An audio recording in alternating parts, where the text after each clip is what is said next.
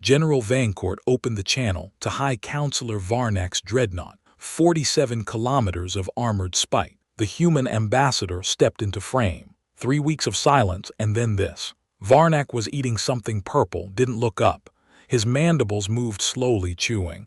A string of purple juice dripped down his chin. His throat sac pulsed a lazy violet. Calm, unconcerned. He had dismissed 9 species from this galaxy. Humans would be number 10. Vancourt spoke first. You have 3 minutes to order a full withdrawal from Saul. Varnak laughed, a wet sound, chitin clicking against chitin. With what army primate? Vancourt turned her camera. Behind her stood a wall of 9,847 switches, each one labeled with a K-Thax relay ID. Each one connected to a fold space conduit. Each one waiting. No army, Vancourt said. An engineering problem. She nodded to an old man with glasses.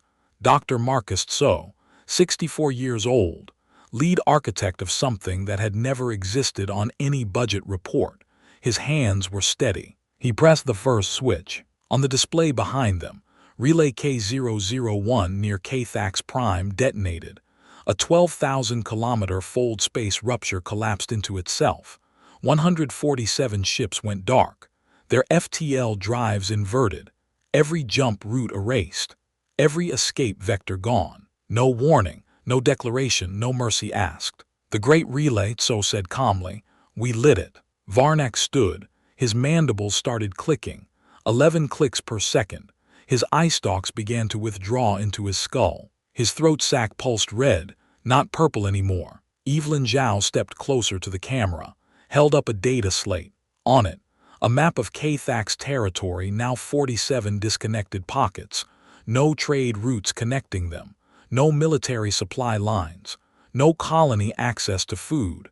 Just empty space where roads used to be. Your empire is 9,847 separate islands now, Counselor, she said. Her voice was quiet, almost warm. No reinforcements, no retreat, no communication faster than light. She paused, let him feel the weight of it. Humanity learned empire from watching you. We just wrote a better ending. Varnak's eye stalks disappeared completely. He was blind now. His mandibles kept clicking. 11, 11, 11. He lowered his head. Evelyn smiled. We're going to walk away now, she said. You're going to spend the next 127 years figuring out which of your subjects hate you enough to help, and which ones just watched a species with no gravity weapons turn your throne into a museum piece. She cut the feed. 3 weeks of silence broke, and somewhere on an asteroid called Hesperus 3, an old frog-like alien named Kun touched 12 stones she'd been carving. She hadn't told Evelyn yet what they were for. Would you have stayed silent for 37 years? Because she did. 90 days earlier, the cold seeped through Evelyn Zhao's shoes. She stood in the galactic amphitheater of verdicts, a pale stone, rising 200 meters high. Her platform was lowered, so the 14 presiding species could look down at her. She counted 847 empty seats. Each seat represented a species that had been denied, humiliated, dismissed. Some of them were extinct now. The seats stayed empty anyway, a reminder. High Counselor Varnak leaned forward. His mandibles clicked across the public channel. 12 billion people were watching on 9 relay networks. Every major species in the galaxy had tuned in. They wanted to see the bacterial species beg. Humanity's petition for Tier 3 status is DENIID. He dropped a data slate. It clattered against the stone. The sound echoed through the amphitheater. 14 presiding species looked down. 300 delegates laughed. Your species has existed for 127 years post-industrial. You possess no gravity weapons, no fold space armada, no psychic casts. You are bacterial. Laughter. 300 alien delegates. Evelyn's earpiece translated 11 dialects of mockery. One of them was from a species humans had never met. They had learned about humans just to laugh at them. She picked up the slate, brushed it off, said nothing. The human delegation, 4 people in gray suits, stood and walked out in silence. Behind them, Varnak added, the K-Thax Empire claims dominion over Sol system effective immediately. You have 90 local days to evacuate. Any resistance terminates your species. Evelyn stepped into the lift, pressed the button for sublevel 93. Her hands did not shake. She had been waiting 37 years for this moment of humiliation. The lift descended for 47 seconds. When the doors opened, she walked into a 6 by 8 meter room on Earth's moon. Bare concrete walls. One photograph. A fishing boat called the Persistent, lost with 12 crew in 1989. The boat's name was painted in blue letters that had faded to gray. 6 people were already sitting at the table. Dr. Marcus Tso adjusted his glasses 3 times in 30 seconds. He was 64, lead architect of the relay network, and he had not slept well in a decade. His left eye twitched when he was tired. It was twitching now. General Helena Vancourt sat with her arms crossed, 52 years old, commander of something that had never appeared on any military budget report. She didn't smile when Evelyn walked in. She never smiled. Her uniform had no insignia, no rank, no name. She didn't exist on paper. Intel Director Priya Kald was 47. She had planted 2,103 operatives across 39 alien species over 3 decades. Her hands were folded on the table, still, patient. She had watched 47 of her people die. She had attended 47 funerals. She had baked 47 loaves of bread for 47 families. Tactical Officer James Sawyer Mbeki poured tea from a steel kettle. Black, no sugar, 7 cups.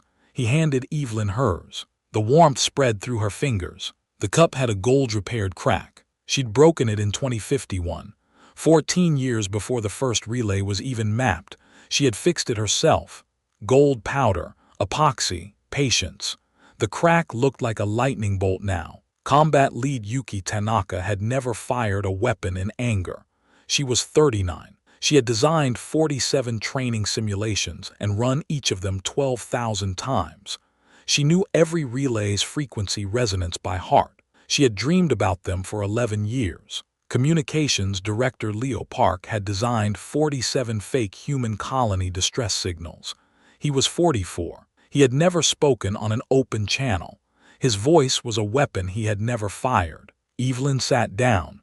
She looked at the photograph of the Persistent. "The first sacrifice," she said. Vancourt slid a single sheet of paper across the table. "The Great Relay.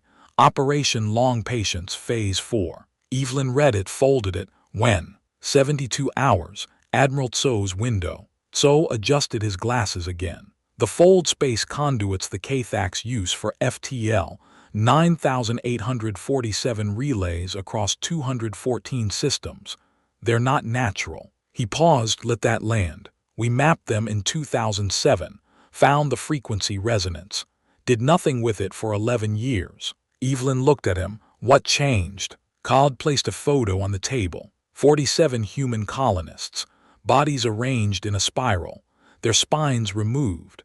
The photo was grainy, taken from a Kathax security feed that an operative had smuggled out inside her own stomach. She had walked through 3 security checkpoints with a data chip in her intestine. The Kathax agri-processing facility on Kepler 22b, Cald said. 2018. They thought we didn't know. Evelyn stared at the photo. Her face didn't change, but her hand moved to her ceramic cup. She traced the gold crack with her thumb. Behind her, Sawyer poured more tea. The kettle hissed. "We don't have ships," Tanaka said quietly. "We have frequencies. Every Kathax relay is tuned to a harmonic we can invert." "Invert?" Evelyn looked at So. He smiled, a small smile, tired. "We turn the relay into a 1.2 petaton resonance bomb. Not a single Kathax ship moves after we pulse. Their whole network becomes a cage." "How long to calibrate?" 72 hours. The window opens then, closes 6 hours later. Evelyn picked up her cup, drank. The tea was hot, bitter. 47 colonists, she said. 12 on the Persistent. 847 empty seats today. She set the cup down. "When do we start?" "Day 19 of the 90-day deadline." Evelyn stood in a cargo bay on an asteroid called Hesperus 3. The ceiling was 20 meters high. Cargo containers stacked against the walls. A single light panel flickered overhead. The air smelled like rust and recycled oxygen. Around her, representatives of 12 overlooked species. The Nivali, frog-like, their homeworld stripped of water by Cathax mining. Their children drank recycled urine for 40 years before the last well ran dry. Their skin was gray now, not green. They had forgotten what green looked like. The Veth, silicon-based, crystalline bodies that caught the flickering light, classified as non-sentient tools for 400 years. They had never been allowed to speak in the amphitheater. Their language was light pulses. They had learned English from a human operative who taught them in secret for 6 years. The Iran, 8 individuals total, the rest rendered extinct by Cathax bioweapons in 2014.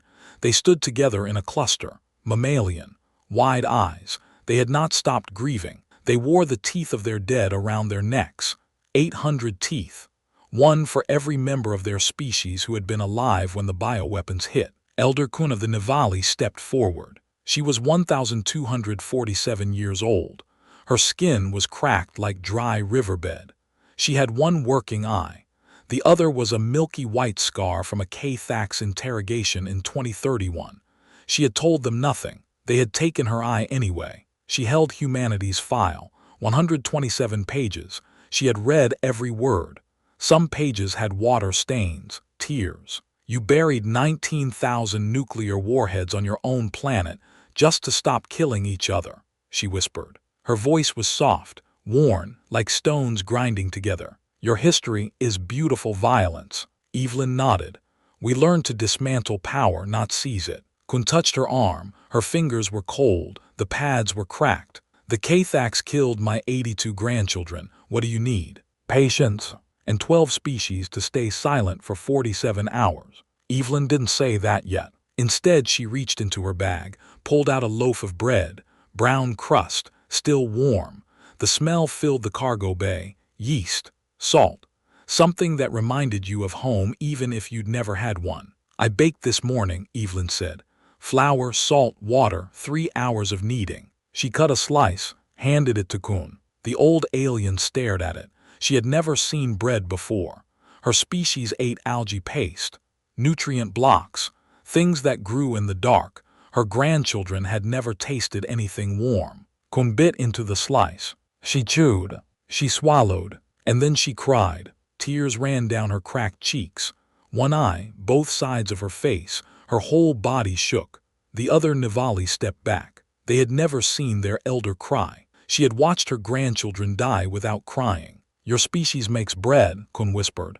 The Cathax make graves. She looked at the loaf in Evelyn's hands, at the steam rising from the cut. We make both, Evelyn said. She cut another slice.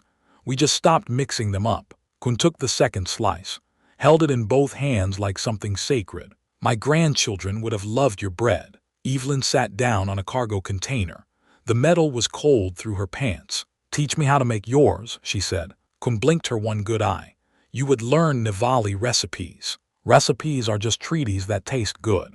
The Veth representative, a crystalline being named Veth Core, made a sound like wind chimes. Their translation earpiece crackled. We have no recipes, Veth Core said. We absorb minerals through surface contact.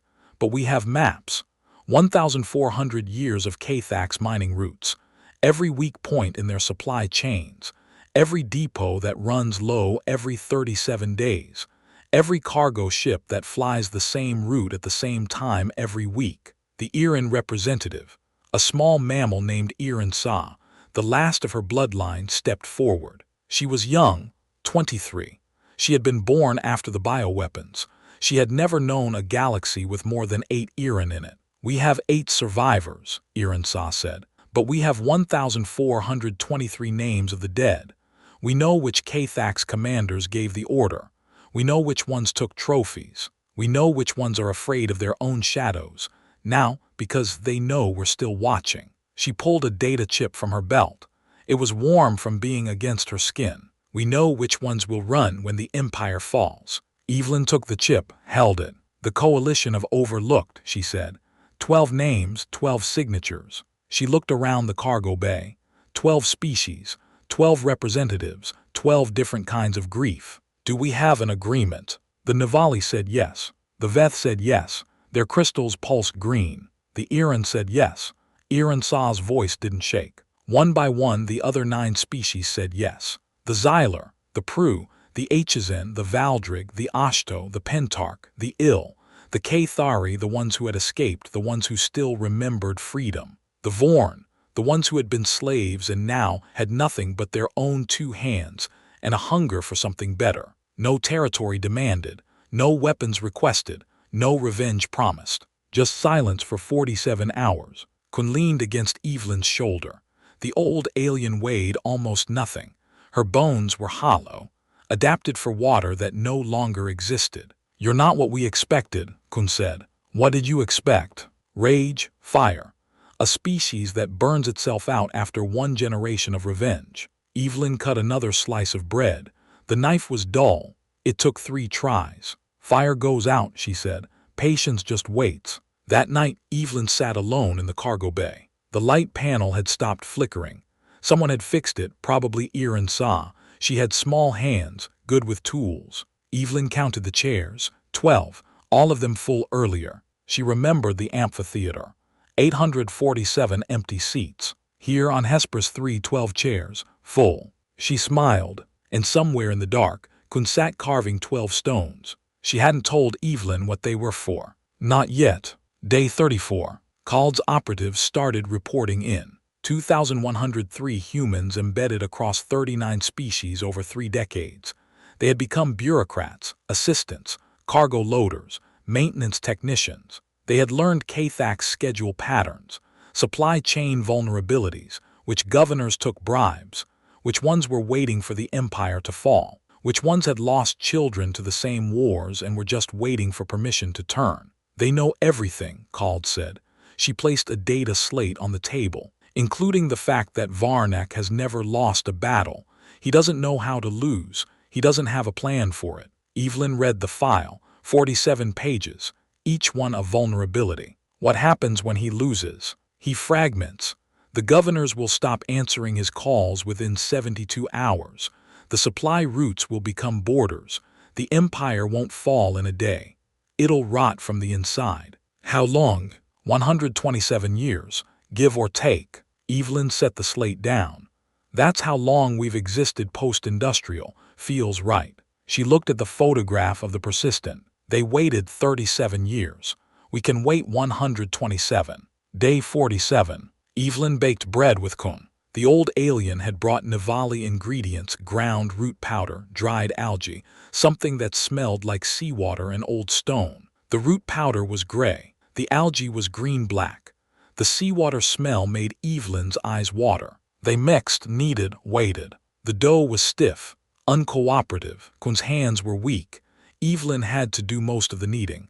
Her arms ached after an hour. The bread came out gray, dense but warm. Kun took a bite, chewed, nodded. "You added too much salt." "I like salt." "Salt is for preserving, not for tasting." Evelyn took a bite. "Too salty, but not bad." "It's a first draft," she said.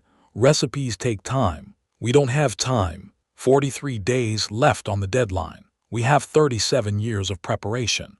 43 days is nothing." Kun looked at her, one eye cracked skin, 1,000 years of grief. "You really believe that?" "I know it."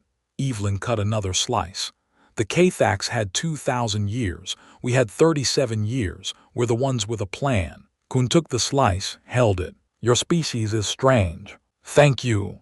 Day 62. Sawyer poured tea in sublevel 93. Same steel kettle, same 7 cups, same ceramic cup with the gold-repaired crack. "Your hands are steady," Sawyer said. "They always are." "I know, that's what scares me." Evelyn drank. The tea was hot, black, no sugar. She had been drinking it the same way for 40 years. "How many of your operatives are still in place?" she asked Cald. "All of them. 97% are in positions where they can reach a relay switch within 6 hours of the order. And the other 3%, dead, executed by the Cathaks over the last 30 years. 47 bodies never recovered." Evelyn set her cup down, traced the gold crack. "We read their names on the memorial wall. After." Cald nodded. "After." Vancourt looked up from her own cup. "Assuming there is an after." Evelyn met her eyes. "There will be." "How do you know?" Because we didn't come this far to lose to a species that eats purple food with its mouth open. Vaincourt almost smiled. Almost. Day 78. Varnax sent a demand for surrender. It arrived on a gold-plated data slate delivered by a K-Thax diplomatic drone. The drone was 2 meters tall, 6 legs. It clicked when it walked. It left scratches on the moon base floor. The message was short. Humanity will vacate Sol in 12 days. Any remaining humans will be classified as livestock. Evelyn read it, handed it to Vaincourt. Vaincourt read it, handed it to Tso. Tso adjusted his glasses. Should we respond? Evelyn shook her head. No. She put the gold slate in a drawer. The same drawer where she kept the Persistence crew manifest. The same drawer where she kept the photo of Kepler 22b. Then she went back to baking. Day 85. The Coalition species planted their final operatives. Nivali engineers disabled water processor on 3 K-Thax colony worlds. The processors would run for 12 more days, then they would stop. No alarms, no warnings, just silence. Veth crystal harmonics disrupted communication relays on the border. Messages would arrive garbled. Orders would be misunderstood. Supply ships would go to the wrong coordinates. Iran survivors, all 8 of them, slipped into K-Thax Prime's administrative hub. They replaced emergency protocol files with dummy data. The files looked real. They had the right headers, the right encryption. But when a governor tried to declare emergency powers, the system would tell them the request had already been processed. Then it would delete itself. Small things, quiet things. Nothing the K-Thax would notice until it was too late. Day 88. Evelyn stood on the moon base, looked at the photograph of the Persistent 12 crew, 1989. They had been mapping underwater fold space harmonics. They didn't know what they were finding. They just knew something was there. Something that hummed at a frequency that shouldn't exist. The boat went down in a storm. All 12 lost. Their bodies were never recovered. But the data survived. A waterproof storage unit, found floating 3 days later. The data chip inside still worked. The first sacrifice, Evelyn whispered. Behind her, Tso cleared his throat. We mapped the first relay in 2007, he said.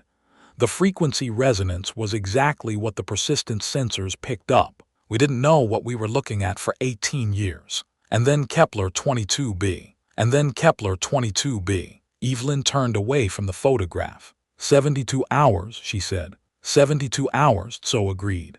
Day 89. Vaincourt gathered the team in sublevel 93. The room was smaller than it used to be.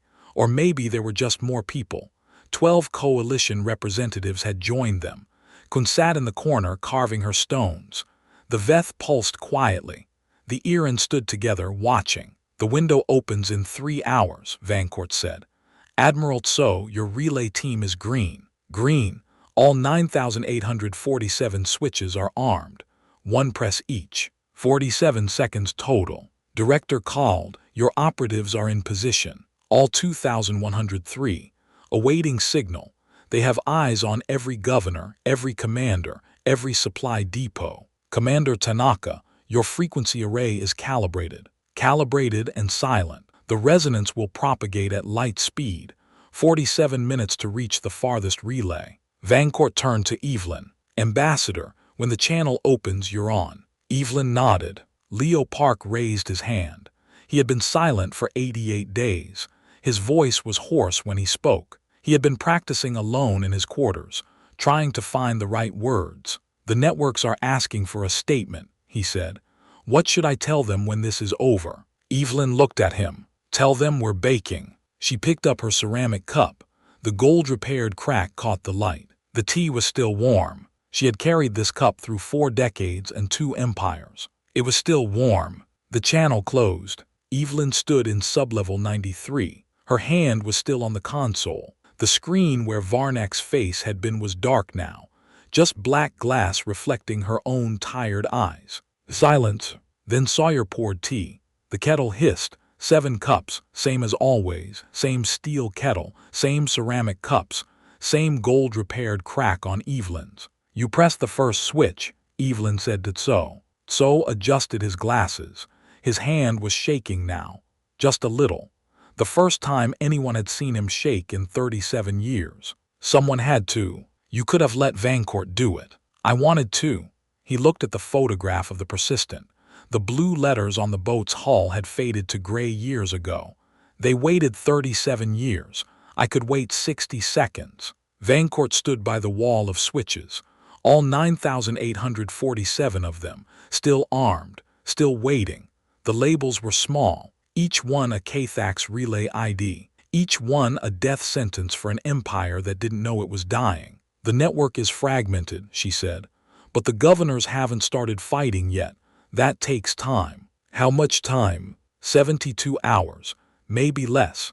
Some of them have been waiting 200 years to stop answering Varnak's calls. Evelyn picked up her cup. The gold crack caught the light. She traced it with her thumb. We wait, she said. 3 weeks later. No battle, no shots fired, no mercy begged. Just 9,847 switches and 37 years of patience. Varnak's empire didn't fall. It fragmented. The governor stopped answering his calls within 48 hours. Faster than Cald predicted. Some of them had been waiting 230 years. They had grandchildren now, great-grandchildren, children who had never seen the Cathax homeworld because Varnak had sent their parents to die in border wars that meant nothing. Supply routes became borders. Trade stopped. Food rotted on docking platforms because no one knew which governor controlled which warehouse. Ships full of grain sat in orbit for weeks. Crews abandoned them, went home to find their families, found empty houses instead because their families had already left to find new governors. The Cathax learned what humans learned in 1945. Empires don't die in fire. They die in logistics. Evelyn stood on a cliff, overlooking the Atlantic Ocean. The wind was cold. Salt spray hit her face. Behind her, a low stone wall stretched for 50 meters. 847 names carved into the stone. The letters were small. You had to stand close to read them. That was the point. You had to come close. You had to touch the stone. The first memorial service had been 3 days ago, 7 hours long. Evelyn had stood at the podium for all 7 hours. Her feet hurt. Her throat was raw. She didn't sit down once. She read every name. Engineers who died of old age before seeing Phase 4. Spies executed by the Cathax, 47 of them, their bodies never recovered. The 12 crew of the Persistent. The 47 colonists on Kepler 22b.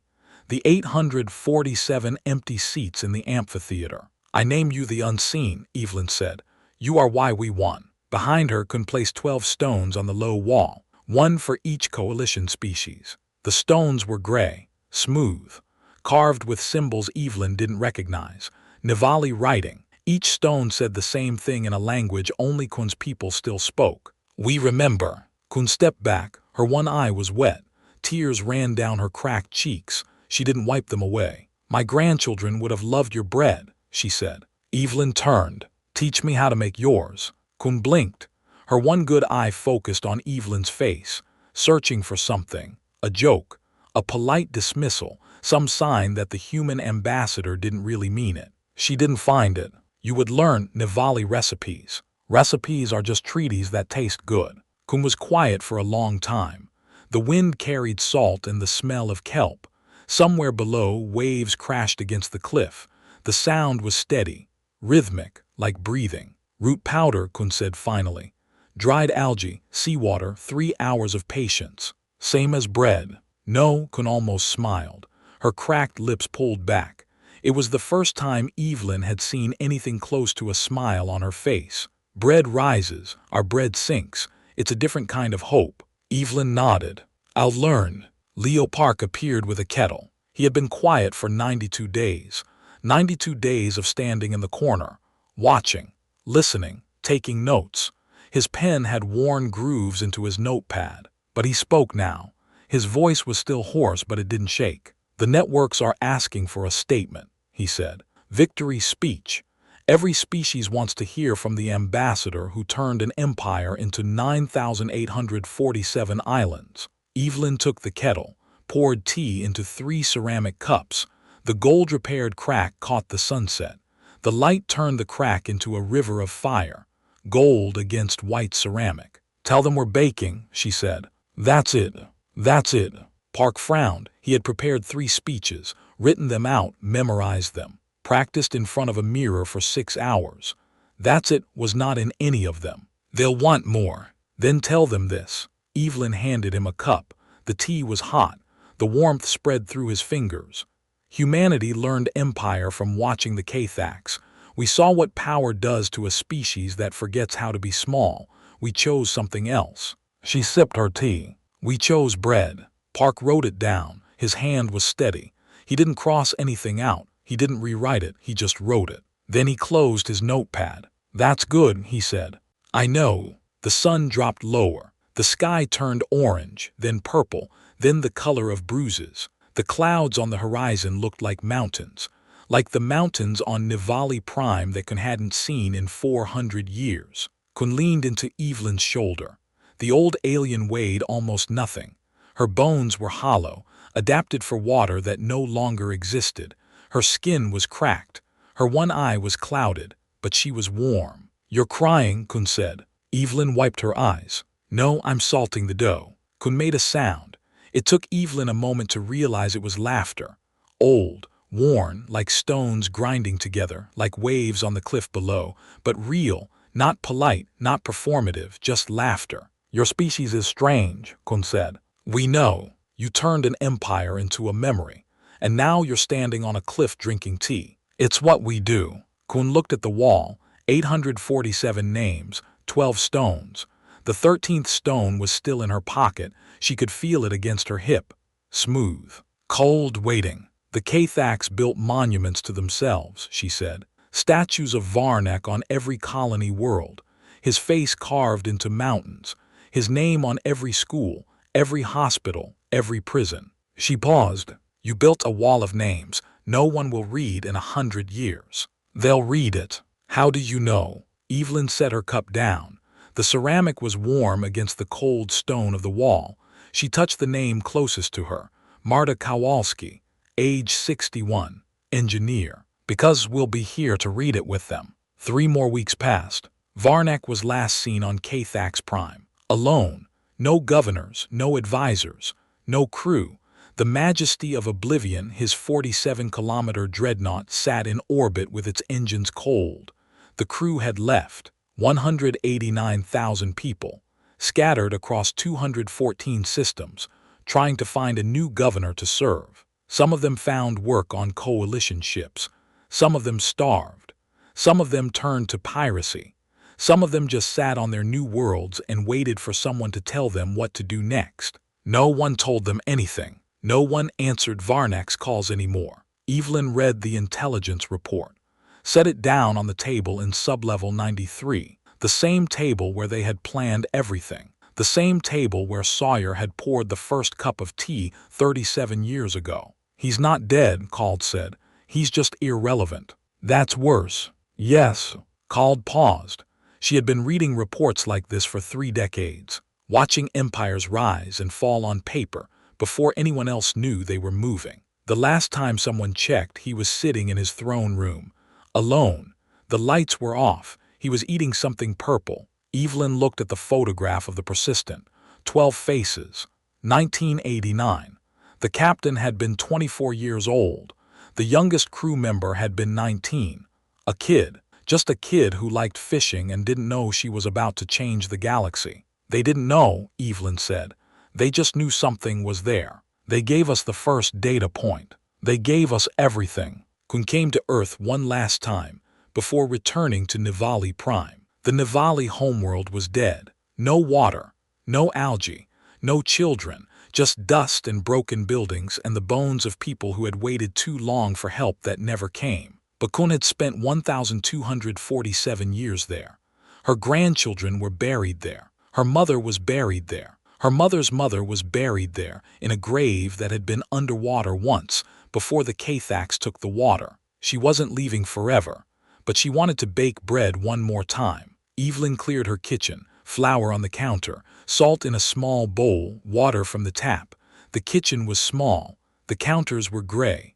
The window looked out at a parking lot. "You're doing it wrong," Kun said. "How?" Too much water, the dough should crack. It's supposed to be sticky. Your bread rises, our bread sinks. Stop trying to make it rise. Evelyn added more flour. The dough stiffened. Cracks formed along the surface. Small ones like dry riverbeds. Better, Kun said. They kneaded together. Kun's hands were weak. Evelyn did most of the work. Her arms ached. Her fingers were covered in dough.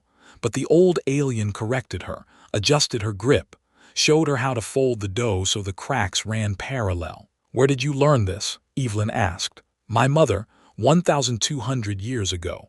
She learned from her mother, who learned from her mother, going back to before the Cathax came. Kun's voice was soft, worn but steady. Before the Cathax came, we had water, we had children, we had bread that sank. It was a good life. And now you're teaching me. Kun stopped kneading, looked at Evelyn with her one good eye. The other eye was milky white, scarred, blind. Yes. Why? Because someone has to remember. The bread came out gray, dense, not pretty. It sat on the counter like a stone. Steam rose from its surface. The kitchen smelled like seaweed and salt and something else, something old. Kun took a bite, chewed, swallowed. Her throat moved slowly. Swallowing was hard for her now. Age had made everything harder. Still too much salt. I like salt. You like being wrong. Evelyn took a bite, too salty. Her tongue burned, but the texture was right, dense, heavy. It sat in her stomach like a stone, like a memory. It tastes like memory, she said. Kun nodded. That's the point. That night they sat on the cliff again. The wall of names was dark. The stones were cold. The moon was full. It hung over the Atlantic like a coin. Kun had brought her carving tools. 12 stones for 12 species, but she was working on a 13th now. Smaller, smoother. The stone was dark gray, almost black. What's that one for? Evelyn asked. Kun didn't look up. Her hands moved slowly. The carving tool scraped against the stone. A soft sound, almost musical. For the species that taught us bread.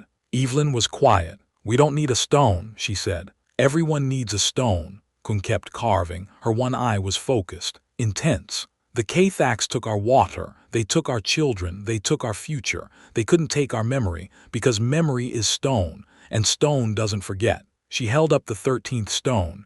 It had a single symbol on it, a circle with a line through it. Simple. Elegant. What does that mean? It means the ones who stayed. Evelyn looked at the stone, then at the wall. 847 names, 12 stones, soon 13. We stayed, Kun said.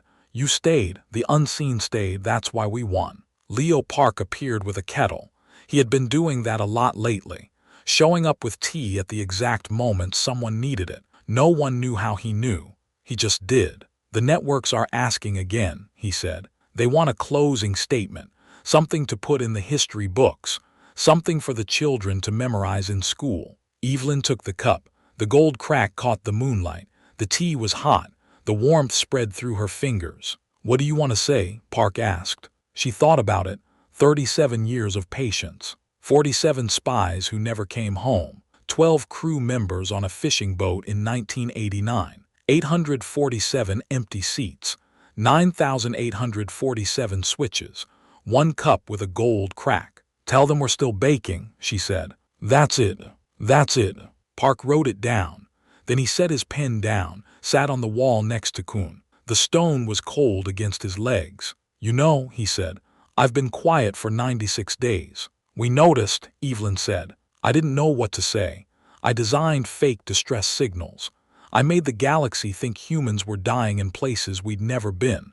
I lied to everyone for 30 years. He looked at the wall. I didn't think I deserved to speak. Kun touched his arm. Her fingers were cold. The pads were cracked. But her touch was gentle. You spoke when it mattered. When was that? When you asked what to tell them. On day 89. You broke your silence to ask how we would be remembered. Park was quiet. That's not nothing, Kun said. Park picked up his pen, started writing again. His hand didn't shake. The sun rose over the Atlantic. Evelyn stood at the wall one last time before returning to work. The empire was fragmented. The coalition was forming something new. 12 species who had been overlooked were now writing treaties, making trade agreements, learning each other's recipes. She ran her fingers over the names. Marta Kowalski, age 61, engineer, died of heart failure in 2047, 32 years before Phase 4. She had mapped the first relay's frequency resonance by hand. No computer, just a pencil and 47 pages of math. Her daughter had come to the memorial service. She was 50 years old. She had never met her mother. Marta died 3 months before giving birth. James Okonkwo, age 43, operative, executed by the Cathacs in 2059. His body was never recovered. He had sent one final message before they took him. "Tell my mother I was baking." His mother was at the memorial service. She was 87 years old. She brought a loaf of bread. Elena Vasquez, age 29, the youngest of the Persistence crew. She had been the one to mark the coordinates. The storm took her last. She had time to write one word on the waterproof pad: listen. Her brother was at the memorial service. He was 71. He had spent his whole life listening. Evelyn read all 847 names. Then she turned away. Kun was waiting by the path. The 13th stone was in her pocket. She could feel it against her hip. Smooth, cold, ready. Ready? Kun asked. Evelyn looked back at the wall, at the names, at the 12 stones, at the sunrise turning the Atlantic gold.